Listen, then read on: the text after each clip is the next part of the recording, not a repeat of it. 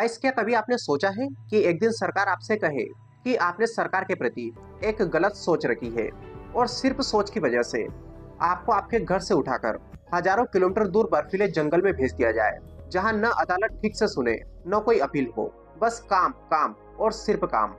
आज हम एक शब्द के बारे में बात करेंगे, गुलाग, जिसके बारे में काफी मीडिया एजेंसियों में आपने सुना होगा। हाल ही में इसके बारे में दुनिया भर की मीडिया में आर्टिकल छपा है।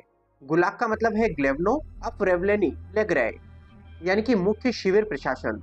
लेकिन धीरे धीरे ये शब्द राज्य आतंक का प्रतीक बन गया और आज के समय में एक नई बहस इसलिए उठी है क्योंकि गुलाग हिस्ट्री म्यूजियम को लेकर रूस में बदलाव की खबरें आई है। लेकिन सवाल सिर्फ म्यूजियम का नहीं है, सवाल है इतिहास को हम कैसे याद रखते हैं और क्यों कुछ सरकारें अतीत के दर्द को हल्का दिखाना चाहती है। आज की कहानी सिर्फ इतिहास नहीं है, ये इंसान और सत्ता के रिश्ते की कहानी है। 1917 जब रूस में रशियन रेवोल्यूशन हुआ था, जार की सत्ता खत्म हुई, जब बोल्शेविक पार्टी सत्ता में आई, जिसके नेता थे व्लादिमीर लेनिन। लेनिन ने कहा, हम एक नया समाज बनाएंगे, बराबरी का समाज, जहां अमीर गरीब का फर्क नहीं होगा। लेकिन क्रांति के बाद देश में गृह युद्ध शुरू हुआ और हर क्रांति अपने साथ डर भी लाती है। सरकार ने कहा, जो हमारे खिलाफ है वो जनता के दुश्मन है, और यहीं से शुरू हुई दमन की मशीन। फिर 1924 जब लेनिन की मौत हुई और फिर सत्ता की लड़ाई में जीते हैं जोसेफ स्टालिन। स्टालिन सिर्फ नेता नहीं थे, वो सत्ता को पूर्ण नियंत्रण में रखने वाले शासक थे। 1929 में इन्होंने फोर्स्ड कलेक्टिवाइजेशन शुरू किया, यानी कि खेती को निजी हाथों से लेकर सरकारी नियंत्रण में कर लिया। और जब लाखों किसानों ने इसका विरोध किया तो यहीं से गुलाग सिस्टम बड़े स्तर पर फैलना शुरू हुआ। यहाँ पर सरकार ने किसानों को एक नाम दिया, कुलाक, यानी कि अमीर किसान, और फिर कुलाक होना एक अपराध बन गया। उसके बाद गुलाग के कैंप पूरे सोवियत यूनियन में फैल गए, यानी कि जो भी सरकार का विरोध करता था उन्हें गुलाग के कैंपों में भेज दिया जाता था। सबसे कठोर कैंप था साइबेरिया में, जहाँ का तापमान -40 डिग्री सेंटीग्रेड चला जाता था। इसके अलावा कोलिमा, वर्कुता और ऐसी ही कुछ चुनिंदा जगहों पर गुलाग के कैंप बनाए गए। और इन जगहों को चुनने का कारण सिंपल था कि वहां पर खनिज संपदा थी, लाइक गोल्ड, कोयला, निकेल। वहां पर इन कैंपों में बंद कैदियों को मजदूर के तौर पर भेजा जाता था, क्योंकि सरकार को इनको मजदूरी नहीं देनी पड़ती थी। ये कैंप सिर्फ जेल नहीं थे, ये एक आर्थिक मशीन थी। कैदियों को खदानों में भेजा जाता था, जंगल काटने के लिए भेजा जाता था। इन कैंपों के कैदी रेल लाइनें बिछाते थे, फैक्ट्री का निर्माण करते थे। 1931 से लेकर 33 में व्हाइट सी बेल्टिक कैनल बना, जिसमें हजारों कैदी लगे और हजारों मारे गए। इन कैंपों का सिस्टम कुछ इस प्रकार होता था कि अक्सर रात में गिरफ्तारी होती थी। उसके बाद 10 साल तक बिना किसी सुनवाई के सजा दी जाती थी। ट्रेन से हफ्तों की यात्रा करवाई जाती थी और फिर बर्फीले जंगल में कैदियों को उतार दिया जाता था। इनको किसी भी प्रकार के सही कपड़े जो ठंड से बचाव करे नहीं दिए जाते थे। खाना कम दिया जाता था। अगर ये सही से काम नहीं करते तो इनका राशन पानी कम कर दिया जाता था। मतलब कि अगर आप कमजोर है, बीमार है, तो आपके मरने की संभावना ज्यादा है।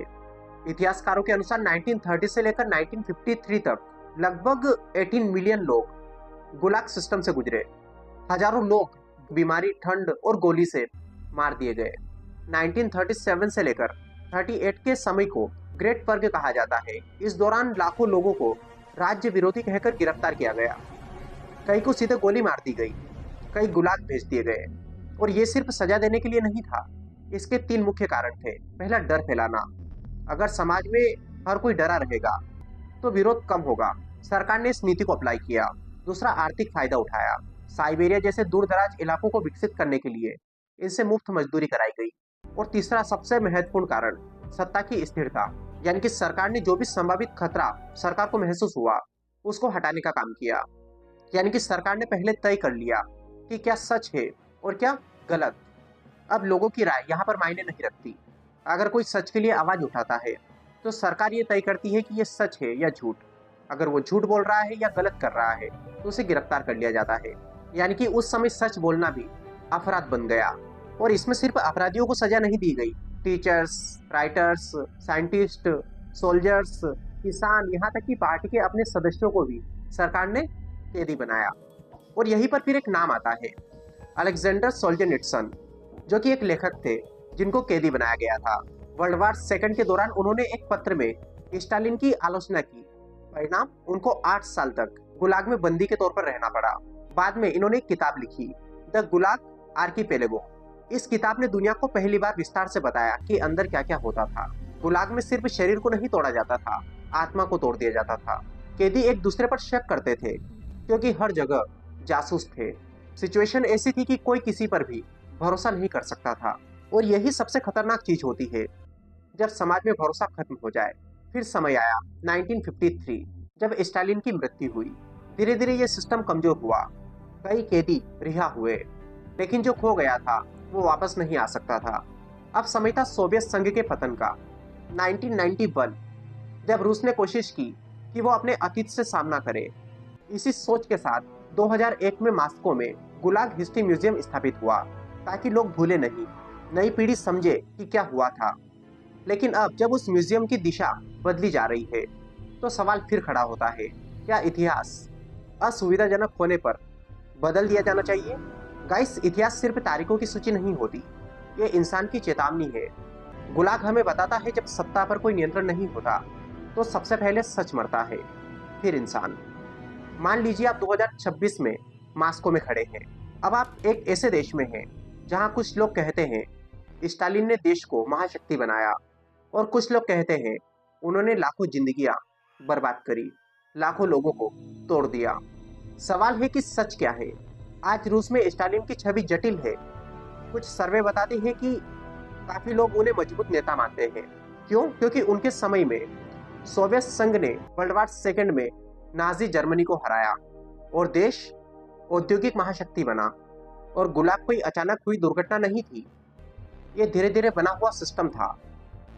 पहले छोटे कानून बने, फिर सख्त निगरानी की गई, और फिर देशद्रोही की एक नई परिभाषा लिखी गई, और अंत में लोगों के बीच डर सामान्य बन गया। फिर इसके बारे में आप क्या सोचते हैं? अपने विचार कमेंट बॉक्स में बताइए। वीडियो पसंद आए तो लाइक करिए, चैनल पर नए हो चैनल को सब्सक्राइब कर लीजिए। Wish all the very best, thank you so much.